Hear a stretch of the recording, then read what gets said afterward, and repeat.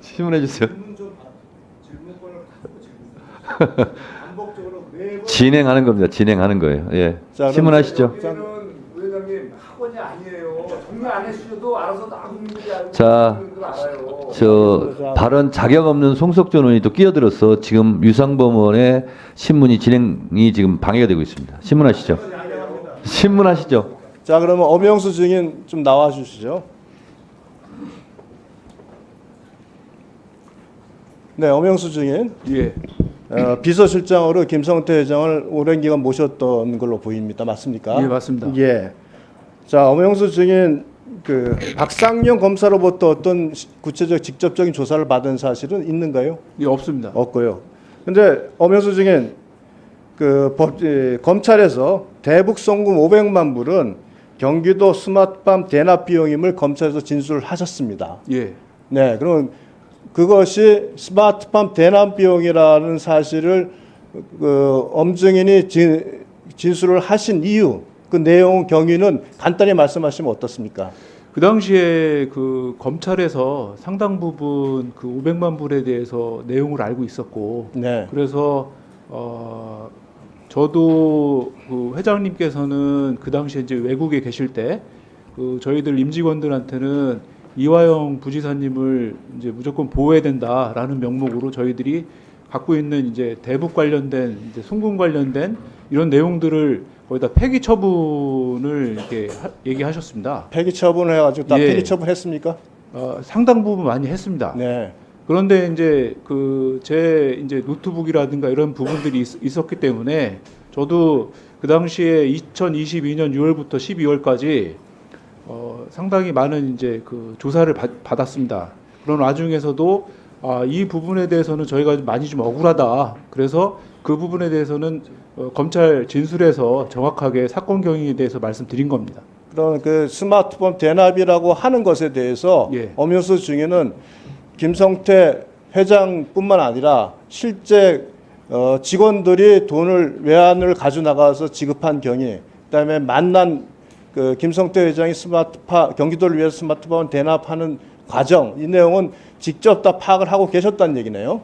예, 그렇습니다. 처음에는 제가 1월 달에 대북 송금을 할 때는 잘 몰랐는데 그 뒤에 이제 그 직접적으로 회장님께 말씀을 들었기 때문에, 그리고 방용철 부회장하고 이런 분들한테 얘기를 직접 들었고, 그리고 이제 그 당시에 이제 안부수 회장도 이 관련된 부분이 있었기 때문에 제가 알고 있는 대로 진술한 겁니다.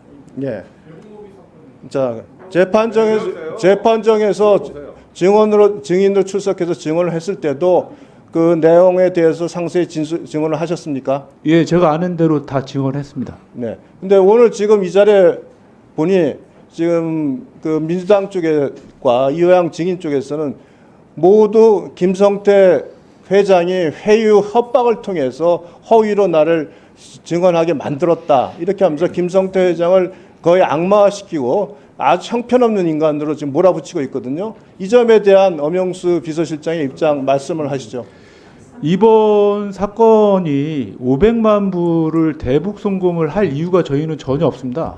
그리고 이 그 안부수라는 사람은 제가 알기로는 그 이화영 부지사님께서 소개를 시켜 주셔가지고 만난 사람으로 알고 있고, 그리고 그 당시에 2018년도 이제 하반기 때 11월 이후로 제가 진행된 걸로 알고 있는데, 그 당시에는 이제 정부에서 그 대북 관계에 대한 어떤 화해 무드라든가, 그리고 이제 민족 통일이라든가, 아니면은 이제 남북 간의 어떤 그 교류 개선, 이런 부분들이 활성화가 될 수 있었던 분위기였고, 회장님께서는 항상 그 부분에 대해서 고민을 많이 하셨고, 그 다음에는 이제 이화영 부지사님하고 우리 회장님하고는 한 20년 정도 되는 막역한 사이였습니다. 그리고 뭐 이 사건과는 관계가 없겠지만은 이화영 부지사님이 야인으로 계실 때 저희 회장님께서 많은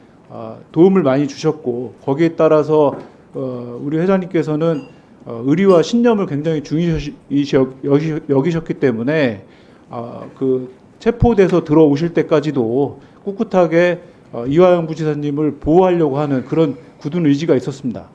네, 그렇다면 김성태 회장이 이화영 부지사의 대북 송금 관련에 대한 진술을 하게 된 뭐 여러 가지 이유가 있겠지만 그 가장 큰 이유는 검찰에서 충분한 증거를 확보하고 직원들이 그 환치기 과정을 다 파악을 하고 있었기 때문에 어쩔 수 없이 김성태 회장도 자백을 하게 된 거다, 이런 취지로 보면 되는가요? 예, 제가 알고 있는 건 그렇게 알고 있습니다. 자, 그럼 하나 더 물어볼게요.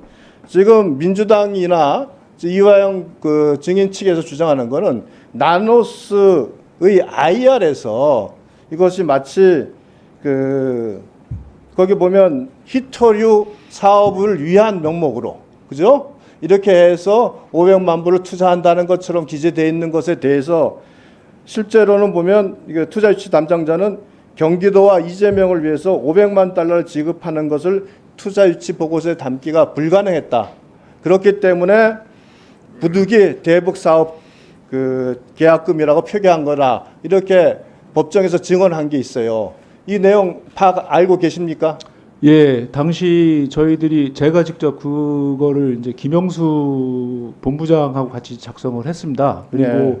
거기에 따른 이제 대북 사업 관련된 그 사업 제안서 같은 경우에 저희가 전혀 모르기 때문에 그런 부분들 역시 이화영 부지사님을 통해서 방영철 부회장한테 자료를 받아가지고 그런 점들을 참조를 해서 작성을 하게 된 것이고, 당시에 이제 그 유력 정치인인 이재명 지사님과 이화영 부지사님에 대해서는 철저하게 저희들이 보호를 해야 된다, 그런 말씀이 있으셨기 때문에 그런 점은 철저하게 저희가 가렸던 것입니다.